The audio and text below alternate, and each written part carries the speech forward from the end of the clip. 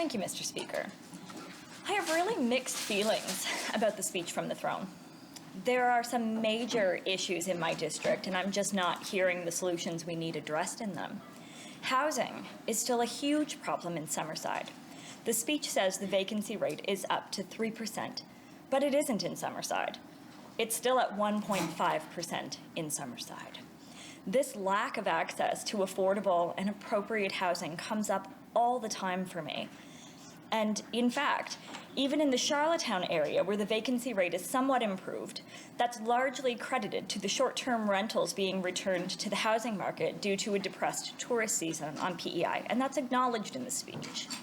And then, in essentially the next breath, the speech talks about the desire to reestablish the Atlantic bubble, which of course we need, but without any plan to protect the small gains that we've made in the long-term housing market. Is it finally time for a discussion on regulating short-term rentals on Prince Edward Island? How else does this government intend to keep the minute gains that were made in Charlottetown?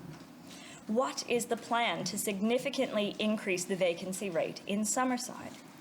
This speech, which is supposed to chart a new course forward, is surprisingly thin on these sorts of things, given that we're in a housing crisis. There are quite a number of issues in my district that I see no mention of in this speech, Mr. Speaker. We have an outdated tenancy piece of legislation, and that's profoundly impacting people. We've been hearing that this was going to be moving forward for ages now, and yet we still don't have any changes. My district is in desperate need of a women's shelter. Every organization I speak to in my district talks about the vulnerability that women are facing. And still, I don't see any mention of this in the speech. Government did not express their support for a moderate livelihood fishery, which I find incredibly disappointing given everything that's been said on reconciliation and our commitment to having appropriate and respectful relations with Indigenous people in this province.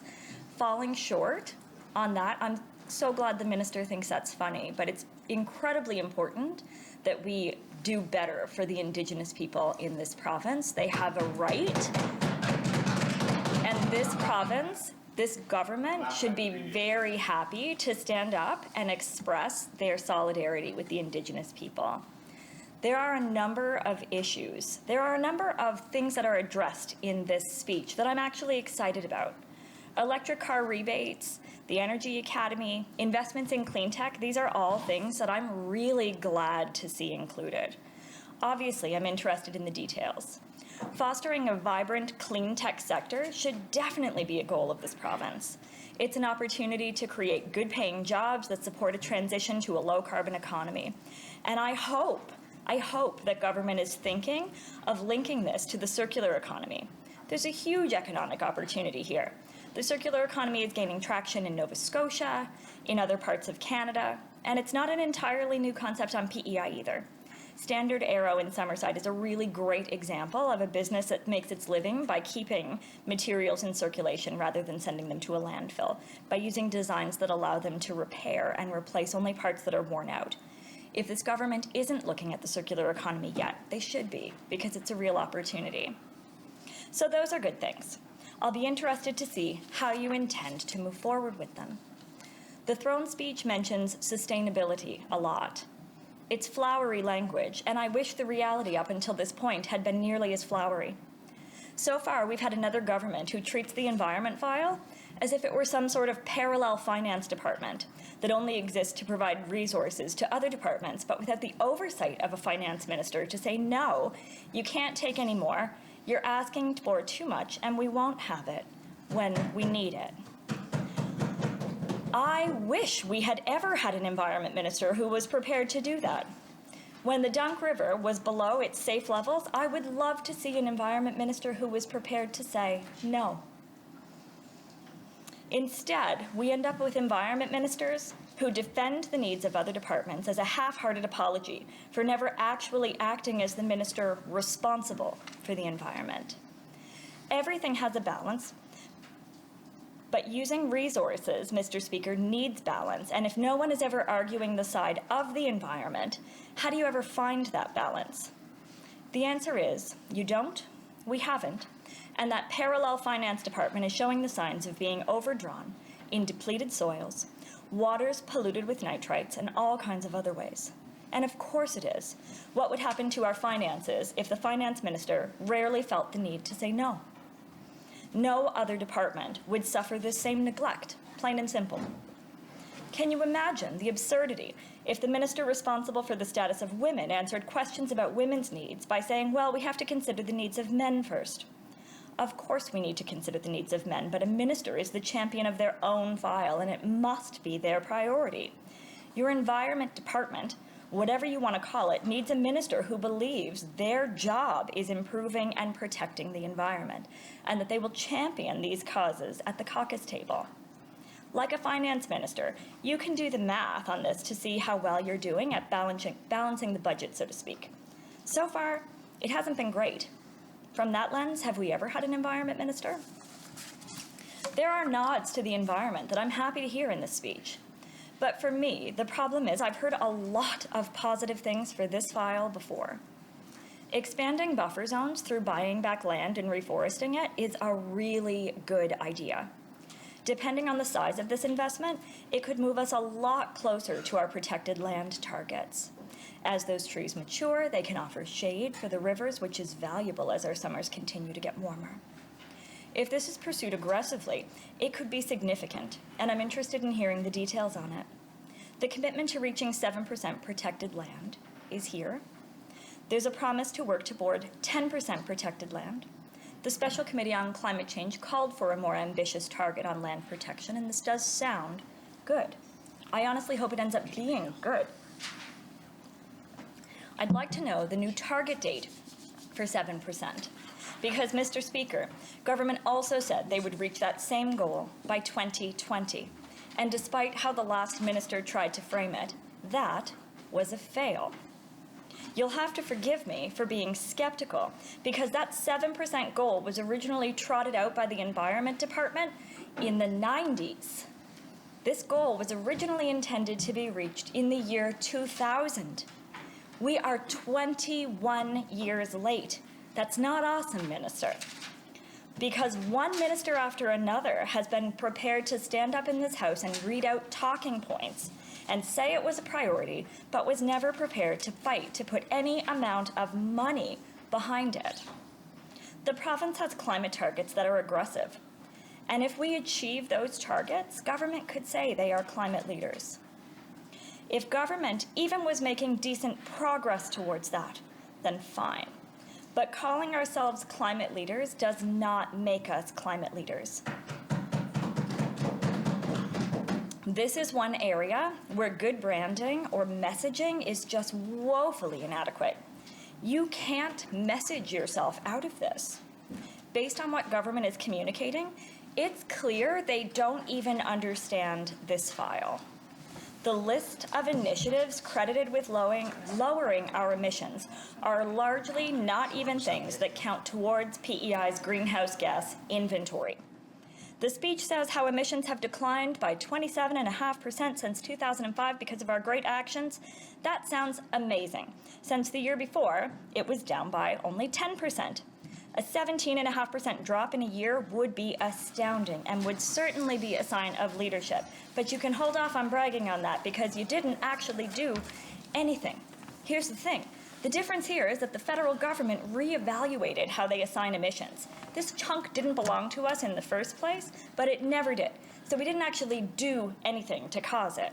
This isn't a result of our actions, and unless we luck out again and have emissions assigned away from us in the future, the minister will need an actual plan on how to have another drop like this.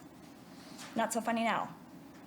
In fact, we've since learned that the Climate Change Secretariat actually has no idea how much any action reduces emissions by. They have never calculated this. They never felt the need to.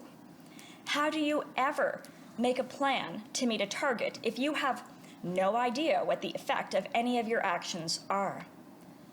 The department waits for the federal government to collect information from Statistics Canada every year, crosses their fingers, and hopes things look good when the numbers come back. They're not running scenarios themselves. This is not a plan. I know the number 18 months has been thrown around a lot lately, Mr. Speaker, but the Special Committee on Climate Change waited an actual 18 months, despite the fact that the minister was on that committee, while the Secretariat put off providing us with data. And in all that time, no one ever bothered to tell us they don't even collect that data. Climate leaders. The department is banking on no one giving it too much scrutiny. In 2019, their progress report told us that their new target was expected to leave a gap of 360 kilotons. Now, how they knew that, since we've since learned they do not track the impacts of specific actions, I won't try to guess. But what I can tell you is my bill only changed the target by 200 kilotons, not 360, so they weren't planning to meet their old target in the first place. Climate action is not subjective. This isn't a moment where some experts think you're doing good and some experts think you're not doing good. There are measurables, and we can look to them to know how effective we are being. No one is measuring them. It is no wonder 2 climate change ministers ago, we were told the department said meeting new targets would be too expensive. They had no idea what the impacts of any action was. No one in this House wants government to succeed on climate action more than I do. If you are serious about meeting these goals, you've got a huge problem. We have listened to presentations of fluffy numbers instead of facts. We've had the Secretariat make a presentation to suggest that for every ton of carbon the province manages to avoid, we earn $2,600. If you think I'm exaggerating, check Hansard. The phrase, "it's like picking money up off the floor," was actually used. Climate action isn't free, and I don't expect it to be. It is worth investing in, but because we have a lot of work to do, we need to know we're getting the best bang for our buck. It's pretty clear the department did not expect much scrutiny on this. Imagine a health department reporting back to a standing committee that nothing they ever did costs money, and in fact earned thousands of dollars. No other department would suffer the same sort of neglect, and no other department's minister would stand for it, plain and simple. More than a year after it became clear that we were not going to let up on needing data, we had the Climate Change Secretariat hire someone to start this process. So they've hired a consultant to start calculating it. I expect they have some real numbers now, but they didn't. I don't see much in this speech that I expect is going to lower emissions. One exception is the electric vehicle incentive. An average vehicle on PEI would burn, I'm going to say, 3.5 tons of carbon in a year. If you have a take-up on 100 rebates, you'll avoid 3,500 tons in 10 years.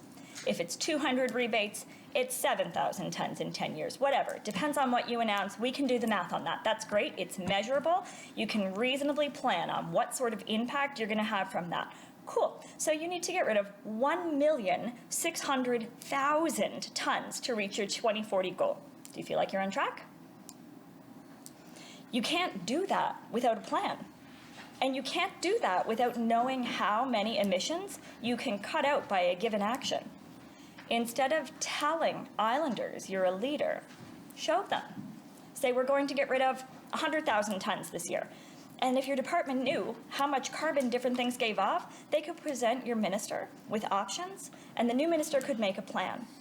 Your last 2 ministers didn't even ask them to calculate this. Climate leaders. Talking points are not going to cut it. You absolutely have to do better. And here's the thing, you can. We know how many emissions we need to cut. We know how much time we have to do it in. Are we achieving our goals? Have our emissions in transportation, our biggest emission source, gone down? No. Have the emissions in agriculture, our second biggest source, gone down? No. Are we working to draw down the huge amounts of carbon that our soils are capable of holding? No, not that I'm seeing. But we have to, and I should tell you, the Secretariat doesn't currently know how much an acre of PEI soil can draw down with these practices, but in some parts of the US that's measured at 2 tons an acre. In other parts of the US, it's measured at 4 tons per acre. We have nearly 6,000 acres of farmland in PEI. If I was the minister responsible for climate change, I'd be looking at that. Because here's your quick win. You can pay farmers for this work. They are willing to do it. You can give them a second source of income. You can treat them like our partners in this work, because they absolutely should be. And you can improve their soil and their bottom line while you do it. There are options, but we do not have a minister. We have not had a minister up until this point who was passionate about trying to solve this problem. It is genuinely my hope that the new minister is going to take on this task, because it's doable. We have a problem. I see absolutely no indication in this speech that this government is prepared to solve it. Here's your wild card. If your new minister approaches this challenge with the same tenacity with which he's approached paving, you'll be able to see a big drop in your emissions that you can actually take credit for. Right now, you haven't done that. Your speech talks about how this is an evolution, not a revolution. I'm not sure this government realizes how slow evolution is, but that's a pretty uninspiring analogy. What we need is a lot closer to a revolution than it is an evolution. Thank you, Mr. Speaker.